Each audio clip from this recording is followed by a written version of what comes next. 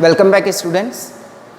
So, in our last class, we had discussed about some nutrients, and today we will also discuss about some like proteins. आज हम बात करेंगे proteins के बारे में बेटा.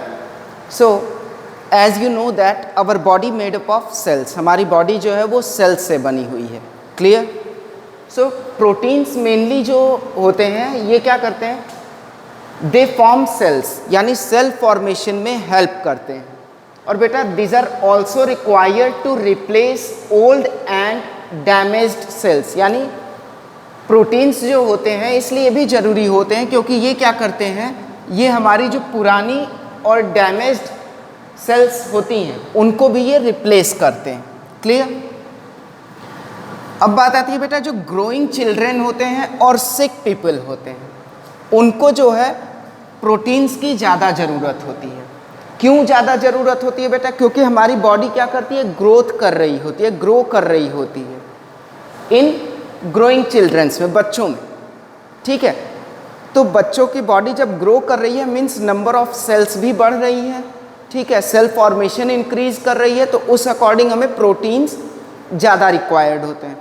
और सिमिलरली जो सिक पीपल होते हैं उनके पास क्या है, जो सेल्स हैं वो ओल्ड हैं, डैमेज्ड हैं, दैट्स वाई वो सिक हैं, बीमार हैं. ठीक है, मेनली हम क्या करते हैं, प्रोटीन्स हमको बेटा एनिमल्स और प्लांट्स दोनों से मिलता है. Likewise you can see I have written here some examples: pulses, soybean, meat, fish, egg etcetera. Got it? और बेटा about 50 to 60 grams per day ये रिक्वायर्ड होता है प्रोटीन. ठीक है, एक एडल्ट के लिए. हम अगर कहें जनरल वे में तो जितना हमारा वेट है, सपोज हमारा वेट 75 kg है, तो हमारे लिए 75 ग्राम प्रोटीन रिक्वायर्ड है. ठीक है, पर डे उतना प्रोटीन हमारी बॉडी को चाहिए. Means per kg of our weight. Clear? हमारे वेट के हिसाब से जितना वेट है हमारा उतने ग्राम्स प्रोटीन हमें चाहिए. ठीक है, लाइक 1 kg का वेट अगर होता है तो 1 ग्राम, 2 kg 2 ग्राम, 3 kg 3 ग्राम. ठीक है, 1 kg तो होता नहीं है किसी का भी जनरली, क्योंकि जब यंग वंस भी होते हैं तो वो मोर देन 2-3 लाइक दैट होते हैं. Clear? So now come to vitamins. Vitamins बेटा क्या होते हैं? These are a group of nutrients required in small quantities. Means बेटा विटामिन्स बहुत सारे होते हैं हमारे पास, like vitamin A, vitamin B, vitamin C. ठीक है, विटामिन डी, विटामिन ई, बहुत सारे विटामिन्स हैं. क्लियर? और सब क्या है, सारे हमारी बॉडी के लिए रिक्वायर्ड हैं इन स्मॉल क्वांटिटीज, छोटे छोटे क्वांटिटीज़ में. Got it? सो और हम लोग पढ़ेंगे भी वेरियस टाइप्स ऑफ विटामिन्स के बारे में अपनी नेक्स्ट क्लास में. Now see deficiency diseases. Deficiency diseases होते हैं बेटा due to lack of vitamins. Suppose जैसे हमारी बॉडी में किसी भी विटामिन की कमी है, उसकी वजह से हमें यदि कोई बीमारी होती है due to lack of any kind of vitamin, तो वो क्या होगा, डेफिशिएंसी डिजीज कहलाएगा. Got it? Now come to the next point, that is minerals. Minerals क्या होते हैं बेटा?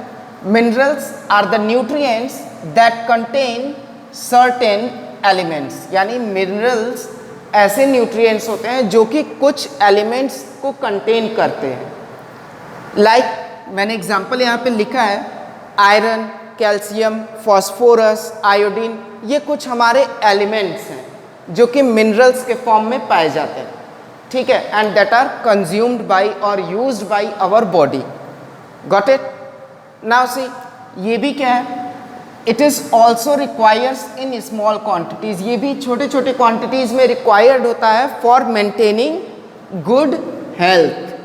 क्लियर रहेगा इतना? नाउ सी वाटर की बात करते हैं. तो बेटा वाटर को कोई बताए या ना बताए, आप लोग खुद से जानते हैं कि वाटर हमारी लाइफ में बहुत ही ज़्यादा इम्पॉर्टेंट है. विदाउट वाटर हम ये कह सकते हैं कि life is not possible. Clear? देखते हैं वाटर क्या करता है बेटा, it makes up almost 70% of our body weight, यानी हमारी बॉडी का जो 70% होता है, हमारी बॉडी के वेट का 70% वो किससे बना हुआ है, वाटर से बना हुआ है। क्लियर। सेकेंड थिंग है कि जो वाटर होता है बेटा ये मोस्टली प्रेजेंट कहाँ होता है, तो हमारी सेल्स में प्रेजेंट होता है। थर्ड थिंग हम बात करते हैं, तो ये क्या करता है, it constitutes the liquid part, यानी ये ब्लड का जो लिक्विड पार्ट होता है उसे फ्रेम करता है, उसे बनाता है, जिसे हम लोग बोलते हैं बेटा प्लाज्मा। क्लियर रहेगा। नाउ से नेक्स्ट थिंग, इसका हमने तो ये बता दिया कि भाई वाटर हमारी लाइफ के लिए इम्पॉर्टेंट है, बट कैसे इम्पॉर्टेंट है वो भी देख लेते हैं। सो फर्स्ट थिंग ये है कि ये क्या करता है, जो भी फूड हम इनटेक करते हैं, खाते हैं, ठीक है, उसमें से न्यूट्रिएंट्स को ये एब्जॉर्ब करता है। ठीक है, अब न्यूट्रिएंट्स को ये एब्जॉर्ब करेगा, फिर उसके बाद क्या करेगा, ट्रांसपोर्ट करेगा to other body parts. Clear, to different body parts. Got it. इसके बाद एक और इसका फंक्शन होता है बेटा, helps in removal of waste. बेटा जो भी हम फूड ईट करते हैं वो पूरी तरह से डाइजेस्ट नहीं होता है, ठीक है, कुछ ना कुछ वेस्ट बच जाता है। ठीक है, तो ये क्या करता है, ये उसमें भी हेल्प करता है to remove waste in form of urine, sweat और solid waste material. Clear. Now it keeps us cool by removing sweat. बेटा हमें स्वेटिंग होती है, पसीना होता है, ठीक है, तो उसकी वजह से, स्वेटिंग की वजह से हमारी बॉडी का टेम्परेचर जो होता है वो मेंटेन होता है। ठीक है, हमारी बॉडी क्या होती है, कूल होती है। Got it. सो बेटा this is about proteins, vitamins, minerals and water. One thing is remaining and that is roughage. हम लोग बात करते हैं रफेज की। तो बेटा रफेज जो होता है, रफेज भी हमने जैसा बताया था कि हमारी बॉडी के लिए बहुत ही इम्पॉर्टेंट होता है। नाउ लेट्स सी वो कैसे इम्पॉर्टेंट होता है। तो हम बात करेंगे बेटा रफेज की। क्लियर। रफेज बेटा एक टाइप का, ये जैसे हम कह लें कि जो फाइब्रस फूड होते हैं, जिनमें फाइबर्स होते हैं, उनमें ये होता है। ठीक है, और ये जो है बेटा it can't be easily digested. It can't be easily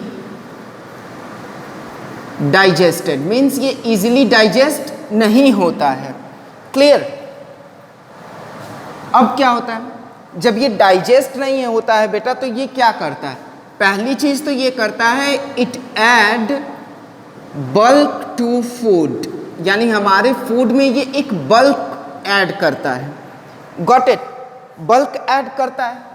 अब जैसा हमने पहले बताया कि ये डाइजेस्ट नहीं होता है, तो जब डाइजेस्ट नहीं होता है तो ये क्या होता है, ये क्या करता है, ये पास करता है, पासेस थ्रू डाइजेस्टिव ट्रैक्ट। ये डाइजेस्टिव ट्रैक्ट से पास करता है। क्लियर। और पास करता है बेटा, तो पास करते हुए ये कहां से कहां तक आता है, mouth to anus. Got it. और माउथ टू एनस के बाद क्या होता है, जब ये एनस तक पहुंचता है तो ये जिस तरह से टेस्ट ट्यूब, हमारा डाइजेस्टिव ट्रैक्ट जो होता है ये मस्कुलर होता है, और जैसे हम जो हमारा टूथपेस्ट का ट्यूब होता है, हम उसमें से उसको स्क्वीज करके पेस्ट निकालते हैं, उसी फॉर्म में ये क्या करता है, एनस से वेस्ट मैटर्स को रिलीज करता है। क्लियर रहेगा इतना। नाउ सी, अब ये इतना तो इसका फंक्शन हो गया भाई, ठीक है, एक तरह से हम लोग देख लिए कि ये क्या करता है, हेल्प करता है in removal of waste materials. इसके बावजूद भी, इसके अलावा भी इसके कुछ इंपॉर्टेंट फंक्शंस हैं बेटा। वो कौन कौन से हैं, तो पहली चीज होती है कि ये बेटा it prevents constipation.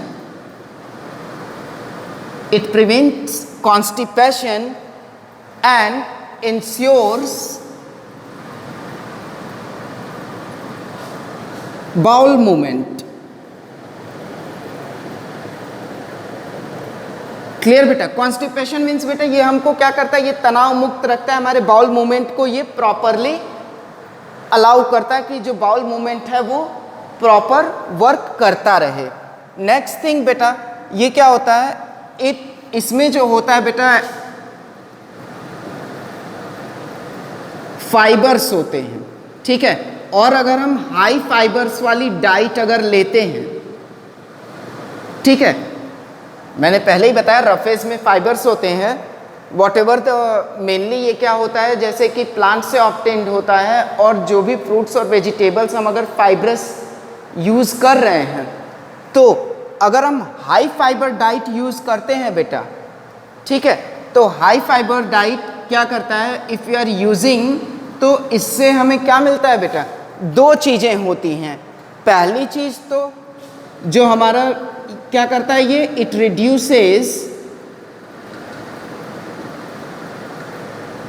Reduces risk of heart disease as well as also it reduces the risk of suffering from bowel cancer. Got it? Means देखा जाए तो हमारी बॉडी को ये दो चीज़ों से बचाता है, दो डिजीज से बचाता है, एक हार्ट डिजीज हो गया, दूसरा बाउल कैंसर हो गया। सो ये क्या हुआ, हमारी बॉडी के लिए इंपॉर्टेंट हो गया, ठीक है। मेनली क्या हुआ, इसके तीन फंक्शंस हो गए। पहला क्या हुआ, हेल्प करता है हमारा removal of solid waste matter में।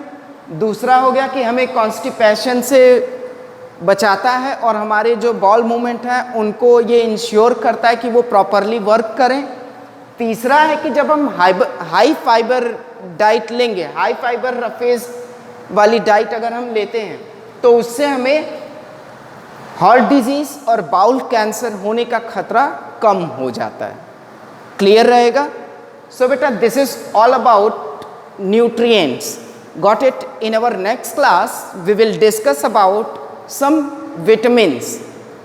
Clear? हम लोग next class में vitamins के बारे में पढ़ेंगे, और वो vitamins हमें मिलते कहाँ से हैं, उनकी deficiency से कौन कौन से diseases होते हैं।